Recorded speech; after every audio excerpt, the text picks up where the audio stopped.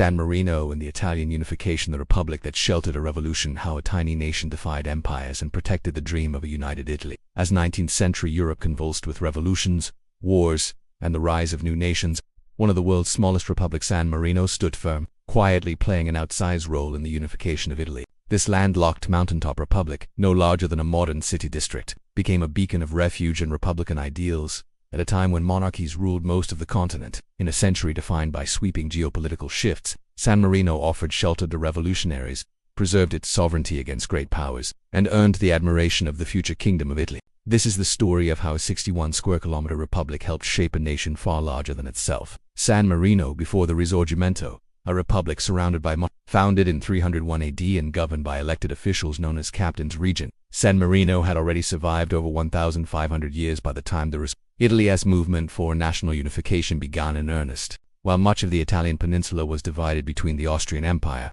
the Papal States, and various duchies, San Marino remained independent and deeply republican. Despite being surrounded by conflict and imperial ambition, San Marino pursued a policy of neutrality and asylum, welcoming thinkers, exiles, and political refugees who sought shelter from persecution. These principles would bring the tiny republic into the heart of one of Europe's most consequential national movements. Garibaldi's escape, a defining moment in 1849. The revolutionary Roman Republic, briefly established by figures like Mazzini and was crushed by French troops sent to restore papal rule. As Garibaldi fled across central Italy with his wife Anita and a small band of loyal fighters, he was hunted by both Papal and Austrian forces. His journey was desperate, and options for sanctuary were rapidly disappearing. In this moment of crisis, San Marino offered refuge. Against the odds, and despite enormous pressure, San Marino refused to hand over Garibaldi. The Republic sheltered him and his followers, providing not just physical protection, but moral legitimacy to the cause of Italian unification.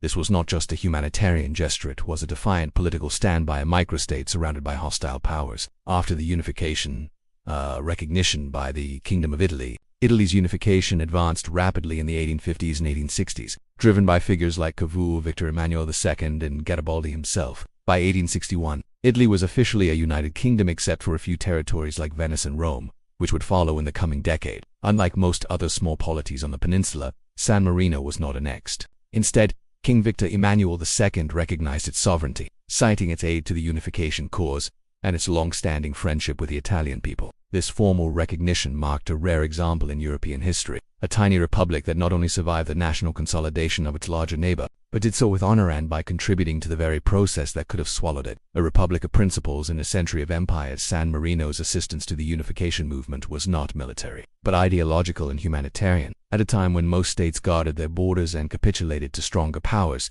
San Marino stood by the ideals of liberty and refuge. This role has been largely overshadowed by the grand battles and political machinations of the Risorgimento, but in retrospect, it is no less significant. Garibaldi never forgot the gesture, and San Marino's moral courage helped ensure its continued independence long after the revolutions of the 19th century faded. Small states, great legacy. In the story of Italy's unification, San Marino is a symbol of integrity, endurance, and solidarity. It did not forge a new nation with armies or treaties, but by sheltering revolutionaries like Garibaldi and standing firm in its principles, it became a silent architect of modern Italy. Today, San Marino remains one of the oldest constitutional republics in the world, a reminder that even the smallest voices can echo across history.